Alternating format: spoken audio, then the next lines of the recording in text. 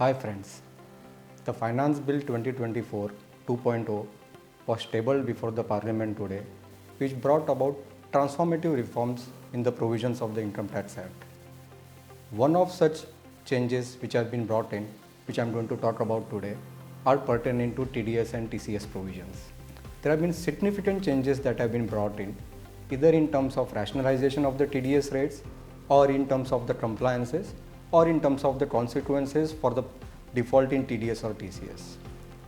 In terms of the rates rationalization, there have been reduction in the TDS rate from 5% to 2% for various applicable payments which are there, like commission, life insurance commission which is there, which is a great relief in terms of tax cash flow that would be going out of the company paying such expenditure.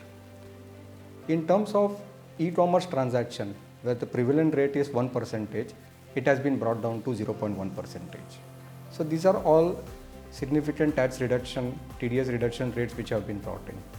But at the same time, they have introduced two more TDS or TCS provisions. One is pertaining to any partner's remuneration, commission or interest which is payable by a firm to its partner will now attract TDS at the rate of 10%. And under the current TCS provisions, there is a TCS applicable for transaction pertaining to motor vehicle. They have extended the applicability of TCS under section 2063 in respect of any luxury goods, the value of which is going to be more than 10 lakh, as shall be notified by the government. So these were some of the key provisions pertaining to the rationalization of the TDS and TCS rates, which are welcome in that sense, given that there has been largely reduction of the such rates which are there. Now coming to another significant changes in the provisions of TDS, which I believe are going to be a major relief and far-reaching impact on taxpayers. There are many, but I am going to discuss few critical ones which are there. The first and foremost is pertaining to the TDS prosecutions which are there. Of late, you would have picked up in the news that the prosecution notice for any default in the TDS has been increasing day by day, and tax department has been scrutinizing this in a very stringent manner.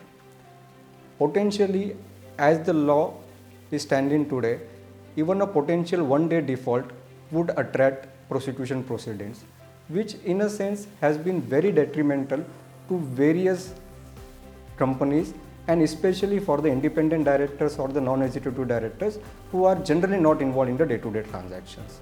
There could be various reasons for the delay in deposit of TDS, foremost being the financial conditions, or there would be other administrative or procedural delay. But this would attract prosecution initiation of the prosecution proceedings, and hence were subject to more TDS provisions and more TDS provisions for various companies and directors. But there is a significant relief pertaining to the same, wherein it is provided that if the TDS deducted and is deposited within the time limits for furnishing the quarterly returns, then there will not be any prosecution that would be there. While this is a welcome provision for any TDS default, the similar relief has not been extended for any TCS default. So potentially, if there is any TCS default today beyond the due date of deposit in such TCS, it would still attract prosecution proceedings. The second, and in a sense the controversial one, was the time limit for issuing any order for any TDS default, especially pertaining to non-resident payees. Today there is a time limit prescribed under section 201 for any payment made to the resident for which TDS default proceedings have been initiated by the department. However, no such time limit is prescribed for the non-resident.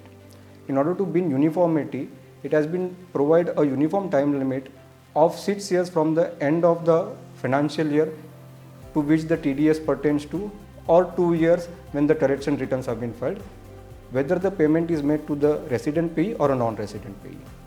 This in a sense now settles the litigation that is involved in terms of period of limitation applicable for any TDS default proceedings pertaining to payment to non-resident payees. Another important aspect is pertaining to delay in payment of the TCS, which has been collected but not deposited. It has been increased the interest rate from 1% to 1.5%, which is aligning with the TDS default which is there.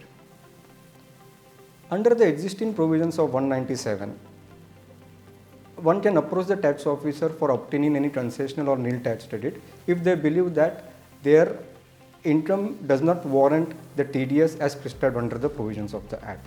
And there are various TDS sections which has been provided on which one can make an application for a nil or a lower withholding certificate. But it didn't include one specific provision of 194Q, which has been recently included to provide for TDS of 0.1% on the transaction amount of sale of goods. Now this provision has also been brought into 197, whereby any party which believes that it has incurred loss or its income does not warrant any TDS deductibility now can approach even for the provisions of section 194Q. Thus, friends, one can see that there have been far-reaching provisions mostly for rationalization or reduction of the tax TDS rates which have been there, which is a welcome thing and would be really appreciated by the taxpayers.